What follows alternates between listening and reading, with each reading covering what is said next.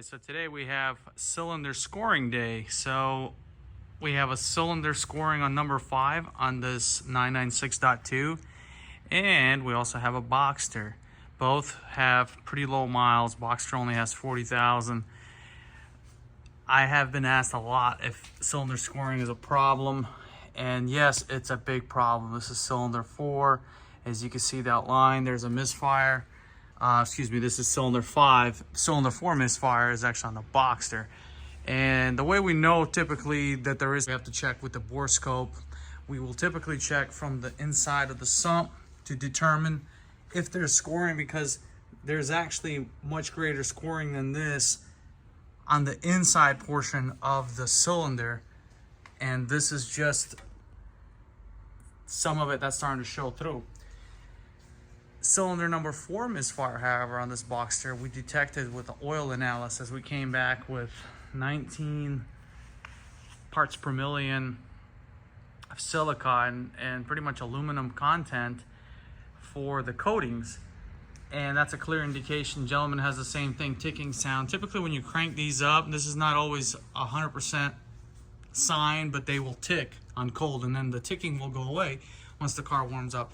Now, obviously, it could be lifters, but occasionally it could even be a rod, which was common on some of them.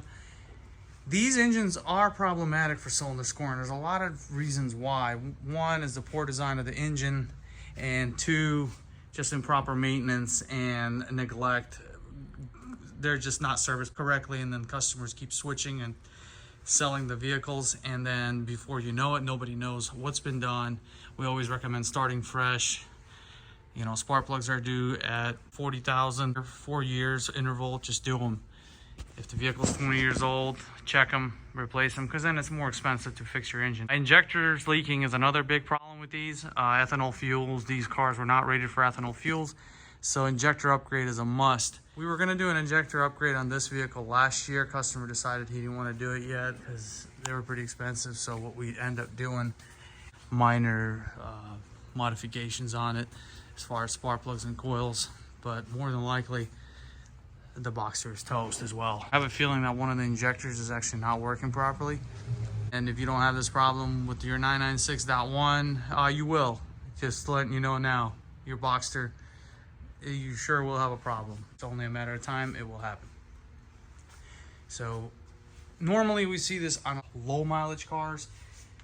Big problem we see is the 997.1 Carrera S's. Those are like the biggest ones that we have problems with. And then also Boxster S's. That's another problematic engine. We see that a lot. The reason why we see issues with Carrera S models and Boxster S is because they're using the same exact case, and what they're doing is they're boring out the actual cylinder. So what happens is when you bore out the cylinder, you create a thinner wall.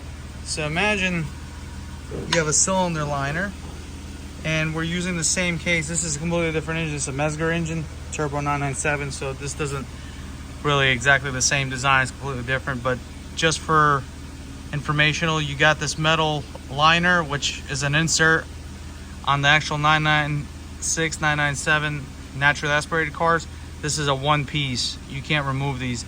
And what happens is Porsche actually, this is actually a closed deck. Porsche's M96, M97s are open decks. So they're actually real thin walls when they are a 3.8 or a Boxster engine that was bored out from like a 2.7 to a 3.2.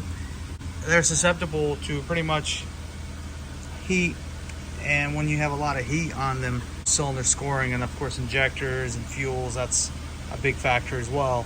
The big bore engines are more likely to score because the thin liner themselves are more likely to warp, and bad things happens to cylinders that have been oversized. Because we do 80% of Porsches here, we see this all the time. This is nothing new. This is not something that we once in a while work on. We see this constantly. Car has actually had a pretty rough life and has a lot of rust, as you can see between there. He wanted us to do the whole exhaust, so right now we're gonna see what we can do to get this thing running until he needs a rebuild. Anyways, thank you for watching.